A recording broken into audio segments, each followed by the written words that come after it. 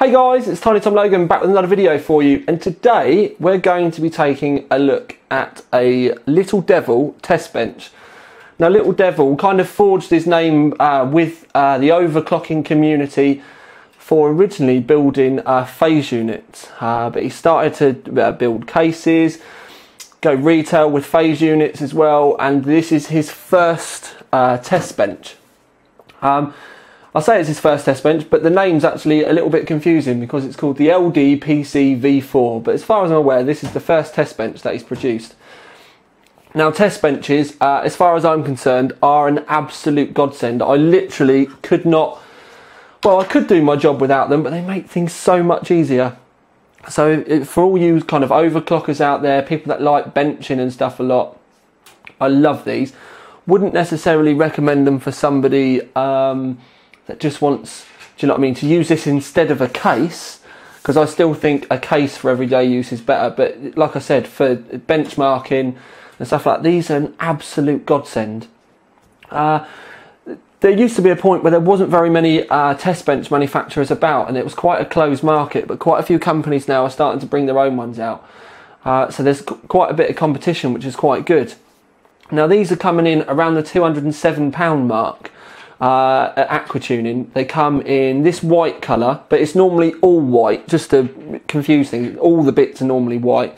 They also do the blue, and they also do a red one. The reason why I've got white and blue is it was a special request by me, so it kind of matched my old test bench.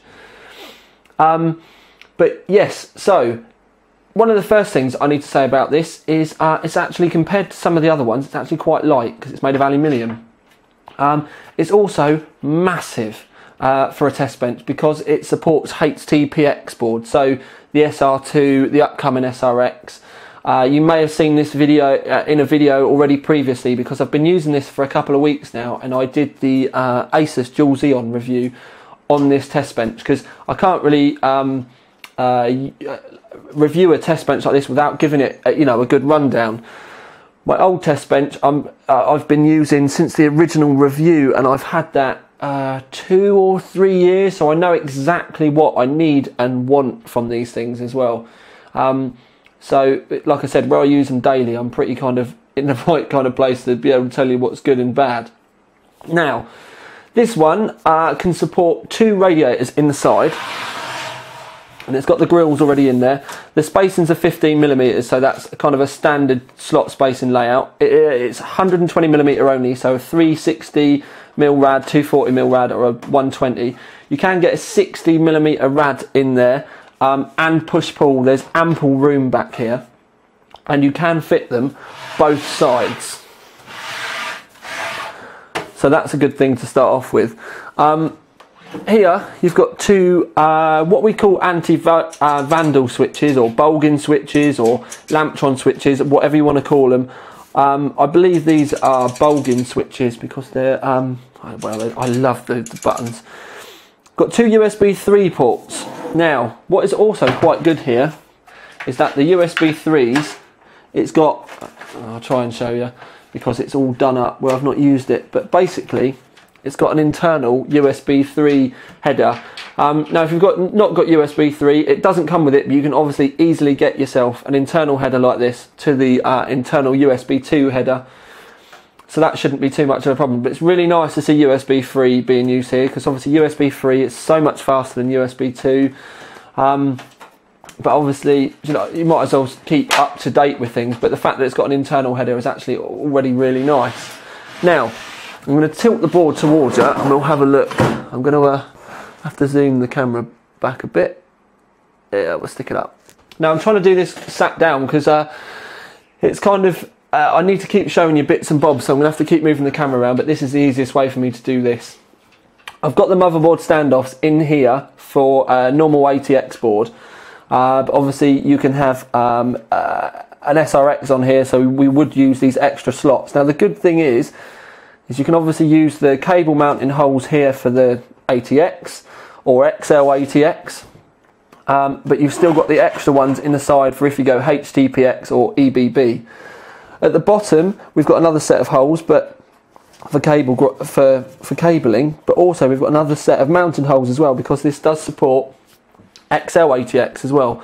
So boards like the Gigabyte G1 Assassin and the MSI Big Bang.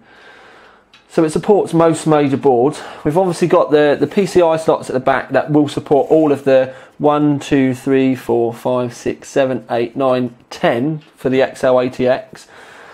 So we can go full on quad SLI, quad fire, whatever you want to call it if you want to. Now the slots down the bottom, there's 2 rows at the sides and at the top are for the adjustable fan mounts, and you will get this straight 120mm fan mount and this dual 120mm fan mount as well. So you can either have it with one blowing down from the top or from the side, and you can fit these anywhere. Now, one of the things I like throughout this case, everything that gets screwed in is riv nutted. Now, for an engineer, I'm just trying to show you, basically it's a rivet but with a thread in it. Now, confusingly, the fan mounts have to use M3 Allen head screws, and everything else seems to be slightly different. So this was quite confusing. Some of the other bits are screws, just like normal Phillips screws, but these were M3s. So that was something that kind of, it wound me up a bit, the way that some was Phillips and some was M3s, and it wasn't kind of consistent throughout. But all of the screws, like even the motherboard tray mounts, are riv nutted. On some of the other bench tables, you actually end up screwing the standoffs into the main test bench. But what I'm going to try and do, and I mean try because it's quite a mission, if you have a look inside there, you can see the silver grommets, or the silver points inside that look like they're almost like glued to the bottom of the test bench. Well, they're actually the threaded points. They're not actually riv nuts, they're actually kind of fixed into the case. But the fact that they've got those means that you get a much more secure fitting. And one thing I will say is that it does feel like these threads are going to last a lot longer than on my other test bench, because my other test bench, where it screws into this, once you've taken them in and out a couple of times, obviously over a course of time, they're going to get knocked and stuff, the threads do get ruined. These actually do feel, where they've got a lot longer thread on them, they do actually feel that they're going to stand the test of time and probably a lot more abuse than the other ones. Now, something else that I really like is at the back, this may sound like a really finickety thing, but on the old test bench, the power supply mount was actually quite flimsy, to the point where you could lean on it and it bent and buckled all over the place. This power supply mount is actually folded. So we've got a folded section here, folded around the sides, and then you've got another folded section at the bottom. And not being funny, this mount, you literally, you have to lean it on it to get it to move anywhere. And the only thing that moves is the actual base itself. The power supply mount is actually pretty sturdy. Another thing I really like is the hard drive cage is not only removable, you can take it out quite easily, but everything comes with rubber grommets, and even the base of the case has rubber grommets as well. So when you fit it back in, you've got a little bit of damping there. Now this is great for stopping the noise getting put into the case, and even the optical bay at the front is much the same. You can remove the optical bay with a simple push and click. If I haven't done them up too tight, and I haven't, you can remove these as well. I'm not going to take it right the way out because all the cables are still in. And before people say, oh, he's got an optical bay but he hates them, I have explained before that when we review really new hardware, the drivers aren't available on the website, and we often get sent like a rewritable disc or like a blank DVD which they've just burned the drivers on. That's why I need this. It's only literally for the really early hardware where we're using like beta drivers and stuff like that. Otherwise I wouldn't have this in here at all. But anyway, so we've got damping on the bottom of the optical bay and the hard drive bays, including on the hard drives themselves, to stop the noise being put into the case, which is brilliant. But on the bottom, again I need to move the camera up, you can see the feet are just alu, or aluminium, whatever you want to call it, aluminium. Now on the other test benches that my old one that I've used a lot, and another one that I've got here at the moment, the feet are rubber, and I've got to admit, I would much prefer rubber feet. I love the fact that we've got a really nice bit of machined aluminium here for feet. But A, it scratches the desk like no one's business. It's absolutely wrecked my worktop. My worktops aren't exactly the best kept things anyway, because obviously it's an office, we do a lot of work, we've not necessarily got time to mess about, but these things have annihilated my worktop. So as far as I'm concerned, these need changing for rubber feet. There's no point going into all that effort for sound like damping on the other side with the hard drive cages and stuff if you're then just going to stick metal feet on it. So if I was going to purchase this, I would personally be purchasing rubber feet as well, but I think a little devil should be sending these with rubber feet rather than these. I think rubber feet have got to be cheaper than trying to manufacture these as well, so I would definitely be looking at changing these. Now while I've got it up this way, one of the things that you'll notice is this is where the optical bay goes, and you've not really got anywhere that you can move it. Same with the power supply and then the hard drive bay. It's not kind of, I don't want to say modular, but it's not able to be moved anywhere. So you're quite limited with, well, you're not limited, you've got to put them where they're designed to go. Now I can understand this because of how they're fitting or fixing the like the hard drive cage and stuff. I think you should be able to move them, almost like there should be a line of mounts rather than just the one, especially for the power supply. And the reason why I say this is because when I did the Asus Xeon review, the cables to go from here right the way up to go to the where the Asus board power was, and all of the the hard drive, not the hard drive cages, sorry, the graphics cards when we had them in there, that my cables were literally at their absolute limit, to the point where if this had been like 5 mil in the opposite direction, I would have had to have unscrewed the power supply and moved it, and just not been able to have had it fixed. So this is one of the things that I feel with this, it is quite limited in that respect, that you can't move it around very much. I do think maybe you should be able to have like the power supply, even if the power supply was moved over where the hard drive cage was, and they would just swap round, just so that your cables weren't at so much of a stretch.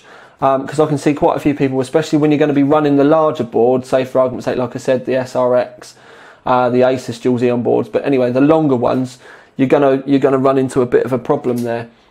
Or even some of the graphics cards that I've got, they hang out the end, like the 6990 and stuff, that will come off the end of the graphics card, and you'll have to use these secondary slots anyway. Those again, you may struggle to get it. So in that respect, it's a little bit limited. Now it's quite a basic design.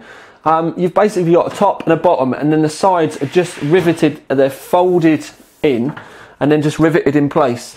And this one is like I don't know whether it's matte or satin. I'm gonna say satin white, and I do like the satin white compared to the gloss white.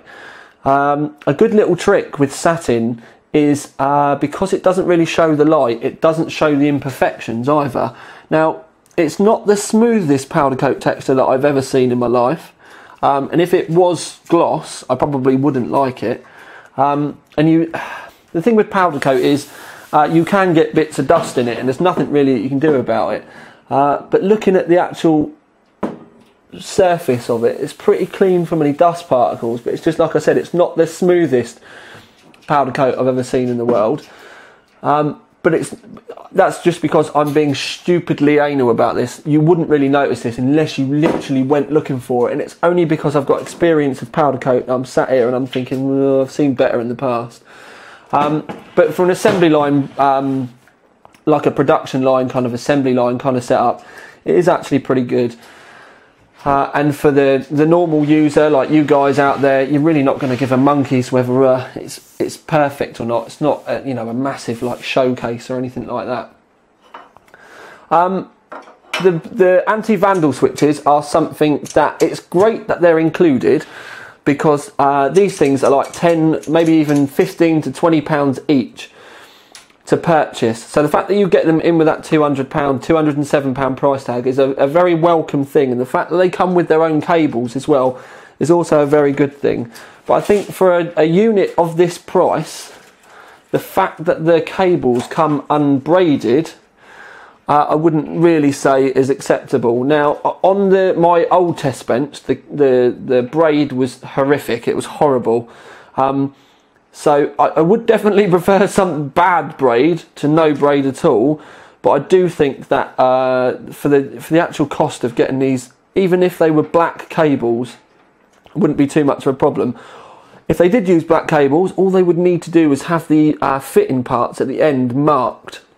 Because that's another thing with this, is I can pretty much assume that the 2-pin cable is going to be the power or the reset button, and then the other ones, because they're black and red, are going to be the positive and the negative for the LED. So it's pretty easy to work out.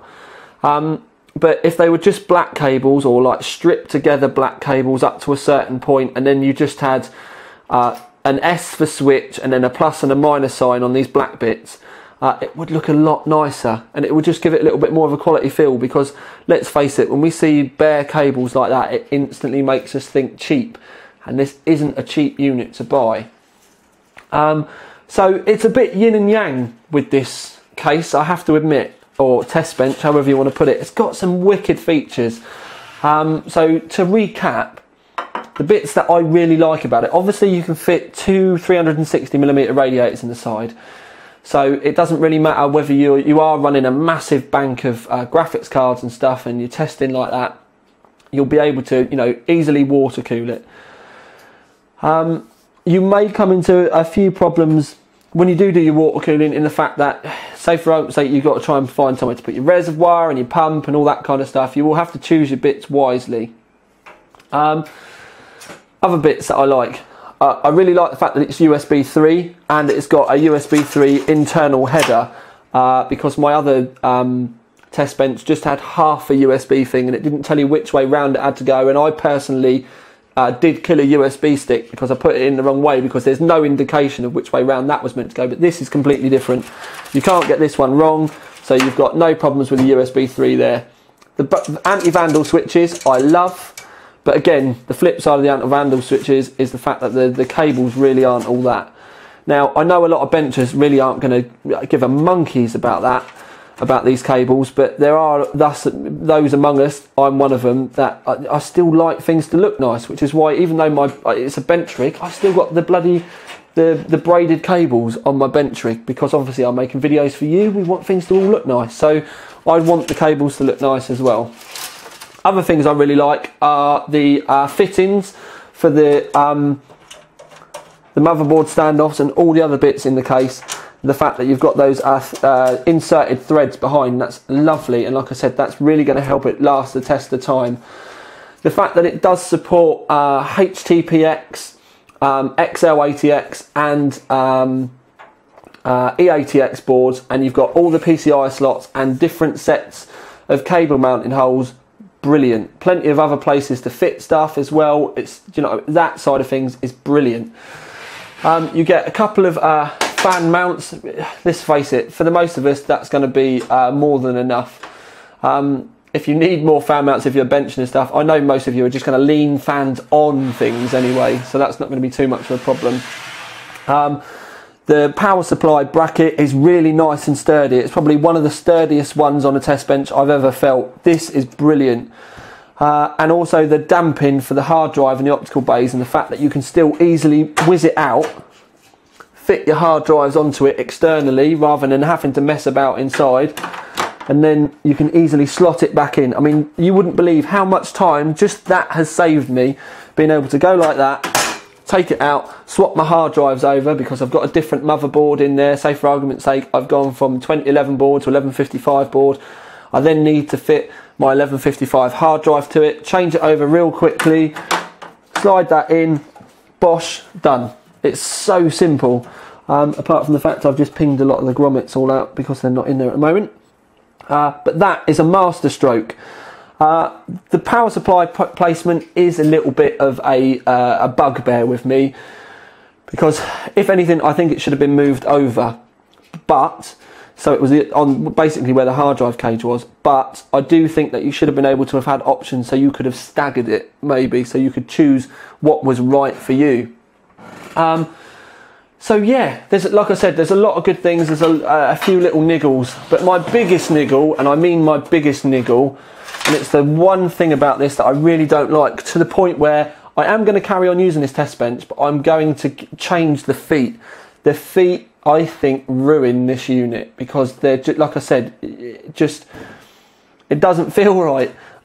Especially when you've got like a massive system on there and stuff, and you're moving it about, it makes it feel cheap. So although I can understand that there's a lovely bit of engineering gone into these feet, I do think you should just get some nice thick chunky rubber feet that are going to stop the vibrations being put through, and change them for those. Other than that, I really like it. I do really like it. Like I said, it's a lovely big well-built test bench. Now we can talk about an award, because I do really like it. Now, it's expensive. It's definitely one of the most expensive test benches out there.